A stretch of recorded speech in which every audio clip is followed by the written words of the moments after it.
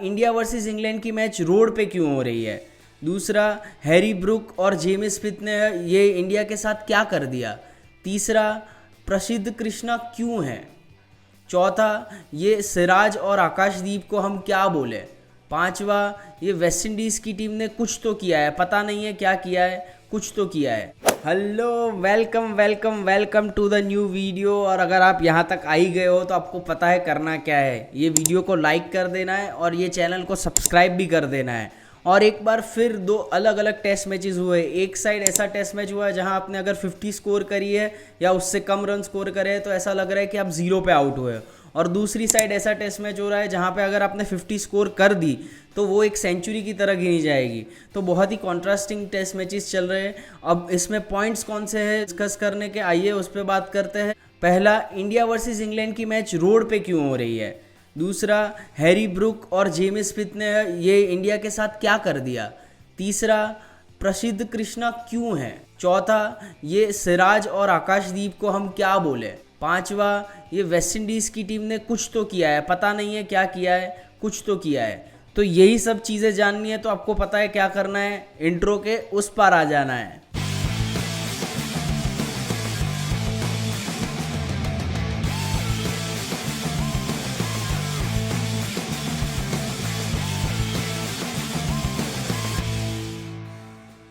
जी, तो आज सबसे पहले हम बात करने वाले हैं कि इंडिया वर्सेस इंग्लैंड की मैच रोड पे क्यों हो रही है, ग्राउंड्स में क्यों नहीं हो रही है। क्योंकि जो पिच है वो ऐसा लग रहा है कि कंक्रीट का रोड है बस, और उस पर आके बॉलर्स बॉलिंग कर रहे हैं और बैटर्स रन बना रहे हैं। कोई हेल्प नहीं है, कुछ नहीं है, अनटिल एंड अनलेस कि न्यू बॉल से बॉलिंग करी जाए।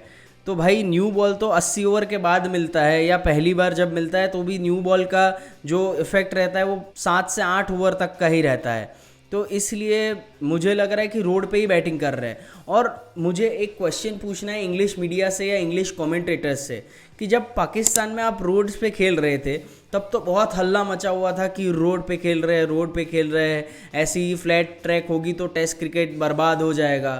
तो वही रोड अब आप इंग्लैंड में भी बना रहे हो, तो अब टेस्ट क्रिकेट बर्बाद नहीं हो रही।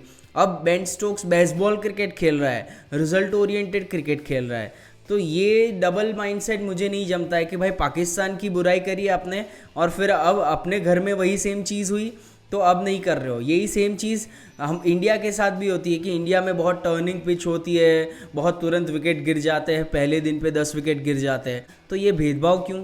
तो ये हमको फिगर आउट करना पड़ेगा कि जहाँ पे भी खेल रहे हो अगर पिच गंदा है तो उस पर बात होनी चाहिए। और ये रोड जैसे पिचेस टेस्ट क्रिकेट को बर्बाद करेगी। एक टाइम पे ऐसा लग रहा था कि मैं आईपीएल देख रहा हूँ, मतलब आईपीएल में भी वही होता है कि न्यू बॉल होता है थोड़ा, तो वो वाइट होता है बॉल, तो 3-4 ओवर स्विंग करता है। ये रेड बॉल है तो 10 ओवर स्विंग करता है, और उसके बाद बैटर्स को जैसी बैटिंग करनी है वो बैटिंग कर सकते हैं और जितने रन्स बना सकते हैं। और जब वो गलती करेंगे तो आउट हो गए, या तो एक्स्ट्रा ऑर्डिनरी कोई एक बॉल ऐसा बॉलर डाल देगा कि बैटर आउट हो जाएगा। बाकी बैटर आउट होने के लिए देख नहीं रहा है। अब आ जाते हैं हैरी ब्रूक और जेम्स स्मिथ को हम क्या बोले या उन्होंने क्या कर दिया ये।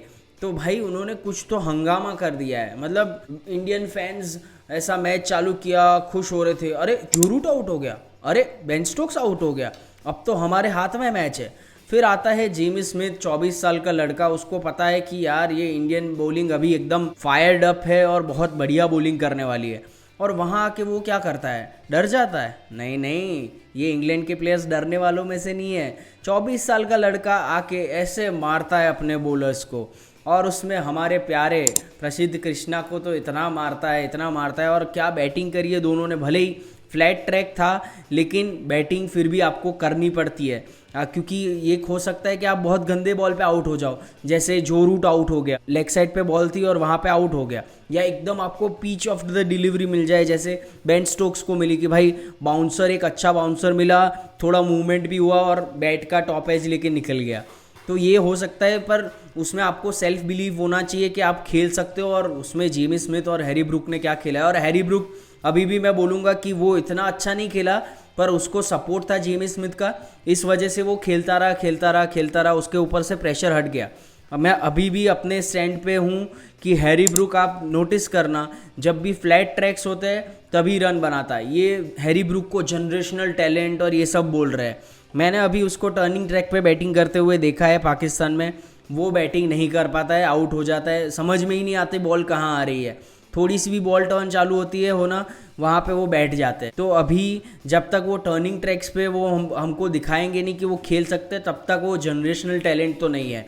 तो प्लीज़ हैरी ब्रूक को जनरेशनल टैलेंट बोलना बंद कर दीजिए, क्योंकि मुझे लगता है कि he is a flat track bully. अब हम आ जाते हैं प्रसिद्ध कृष्णा। वो क्यों खेल रहे हैं इंडियन टीम में, वो क्यों बॉलिंग करवा रहे हैं, इन जनरल बॉलिंग ही क्यों करवा रहे हैं। उनको तो कुछ और होना चाहिए, कोई और फील्ड पकड़ ले, इंजीनियर बन जा, या सिविल इंजीनियरिंग कर ले, कुछ इमारत वगैरह बना लो, या आर्किटेक्ट बन जाओ, कुछ भी बन जाओ, पर बॉलिंग मत करो यार, प्लीज़ माफ़ करो। क्योंकि ये कौन सी बॉलिंग हो रही है। और पता नहीं उनको दिमाग में किसने डाल दिया, शुभमन गिल ने डाला या गौतम गंभीर ने डाला, कि जेमी स्मिथ को शॉर्ट पिच बॉलिंग करवाओ। जेमी स्मिथ की ऑलरेडी 6 फुट से भी ज़्यादा हाइट है, उसको आप शॉर्ट बॉल करवा रहे हो वैसे पिच पे जो एकदम फ्लैट है, और आपका बॉल उसके सर तक भी नहीं पहुंच रहा है, चेस्ट हाइट पे आप करवा रहे हो शॉर्ट पिच बॉलिंग। तो कैसे भाई, एक ओवर में 25 से ज़्यादा रन मारे है जेमी स्मिथ ने प्रसिद्ध कृष्णा को। और अगर आपको शॉर्ट पिच बॉलिंग का बेस्ट एग्जीक्यूशन देखना है ऐसी फ्लैट ट्रैक पे या डेड पिच होती है जिसको बोलते हैं, जहाँ कुछ नहीं हो रहा है, ऐसी पिच पे अगर कोई एग्जीक्यूशन देखना है तो जाइए 2014 में Lord's test match India versus England. वहाँ ईशांत शर्मा ने जो एग्जीक्यूशन दिखाया था, वो धोनी का उनको बोलना कि एक बार ट्राई करके देख शॉर्ट पिच बॉलिंग, और वहाँ से ईशांत शर्मा ने 7 विकेट निकाले थे और इंडिया टेस्ट मैच जीता था। तो वहाँ जाके वो स्पेल देखिए कैसी शॉर्ट पिच बॉलिंग होती है, मतलब वो बॉल उनके सर पे आ रहा था और वो खेल नहीं पा रहे थे इंग्लिश बैटर्स। तो वो होता है शॉर्ट पिच प्लॉय। ये आपने क्या शॉर्ट पिच बॉलिंग करी है। एक टाइम पे प्रसिद्ध कृष्णा को 5 ओवर में 30 से ज़्यादा रन पड़े थे, वो एक T20 या ODI के रन रेट से उनको रन मार रहे थे। मैंने बैक किया था ये टेस्ट मैच चालू हुआ तब, कि शायद पहली मैच में उन्होंने एक्सेप्ट किया कि मेरे लेंथ सही नहीं थे पहली टेस्ट मैच में, मैं उसको करेक्ट करूँगा। तो मुझे लगा था कि करेक्ट कर लेंगे, कुछ करेक्शन नहीं आया है भाई। तो इनको मत खिलाओ, आप एक और एक्स्ट्रा स्पिनर खिला दो, पर इसको मत खिलाओ प्लीज़। उसके बाद आ जाते हैं हमारे DSP सर मोहम्मद सिराज और आकाशदीप सिंह। उनको मैं एक रोडी सैल्यूट देना चाहता हूँ, क्योंकि उन्होंने जो बॉलिंग करी है, हालांकि ओल्ड बॉल से उनसे भी बॉल नहीं हो रहा था, और वो इन जनरल बॉल बहुत सॉफ्ट हो जाता है और उसमें फिर कुछ मूवमेंट नहीं रहता, ना ही स्विंग होता है, कुछ होता है, ना ही टर्न होता है, बहुत ही घटिया हो जाता है बॉल। तो उसमें तो चलो वो लोग नहीं कर पाए, लेकिन जो उन्होंने न्यू बॉल से किया था, जो कल किया था, उन्होंने फर्स्ट 10 ओवर में 3 विकेट निकाल लिए थे ऊपर से, और जैसे ही वापस से न्यू बॉल मिला है 80 ओवर्स के बाद, उसके बाद उन्होंने 30 रन्स में 5 विकेट निकाल लिए इंग्लैंड के। और उसमें जो हैरी ब्रूक सेटल्ड थे, उनको क्या डिलीवरी डाला था मोहम्मद सिराज ने, मतलब इनक्रेडिबल डिलीवरी था वो।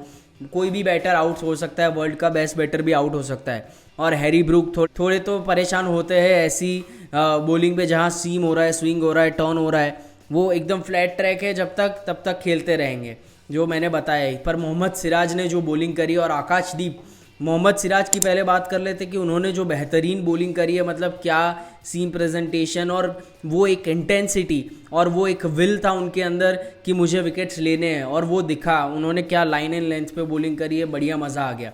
और आकाशदीप सिंह की बात करें तो वो विकेट टेकर ज़रूर है, पर थोड़े थोड़े रन्स वो लीक करते रहते हैं। मैंने उनको नहीं देखा कि वो कंजिक्यूटिव 2 मेडन ओवर डाल दे, मतलब वो बहुत रेयर होता है। कहीं ना कहीं वो एक चौका या ऐसा दे ही देते हैं, एक लूज बॉल हर ओवर में देते ही है, पर फिर भी वो पहले स्पेल में आके या नए बॉल के स्पेल में आके विकेट्स ज़रूर लेते हैं। तो आई थिंक वो अच्छा इंक्लूजन है। तो हमको लॉर्ड्स टेस्ट मैच में जाएंगे तो हमको पता चलेगा कि प्रसिद्ध कृष्णा को बिठा के आकाशदीप को खिलाना है, ये हमको मिल जाएगा, क्योंकि बुमराह भी वापस आ जाएंगे।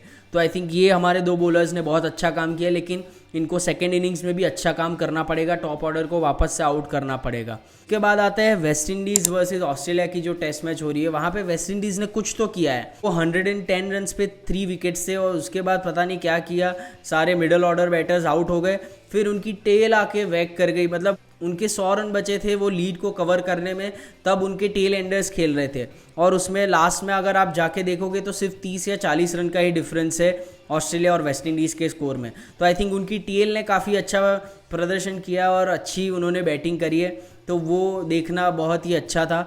उसके बाद वापस से आके जब ऑस्ट्रेलिया की बैटिंग आई है तो अगेन टॉप ऑर्डर को वेस्ट इंडीज़ ने वापस से घर भेज दिया है, क्योंकि उन्होंने सैम कॉन्स्टेंस और ख्वाजा को वापस आउट कर दिया है। तो आई थिंक वेस्ट इंडीज़ को अब जो नेक्स्ट डे का प्ले रहेगा उसमें ट्राई करना है कि उनके पूरे बैटिंग ऑर्डर को ही आउट करे, क्योंकि वेस्ट इंडीज़ का देखा है पहले 4-5 विकेट ले लेते हैं, फिर नीचे वेबस्टर और कैरी आके रन बना जाते हैं या हेड आके रन बना जाते हैं और वो मैच हाथ से निकल जाता है। तो यहाँ पे वेस्ट इंडीज़ अभी स्ट्रॉन्ग पोजीशन में है, तो यहाँ से उनको वो मैच को पकड़ना चाहिए और जीतना चाहिए। तो बहुत ही इंटरेस्टिंग क्रिकेट होने वाला है आज के दिन में। तो अगर आपको ये वीडियो अच्छा लगा है तो लाइक करिए, शेयर करिए और चैनल को सब्सक्राइब करिए और बने रहिए चैनल पे। Thank you so much, good bye.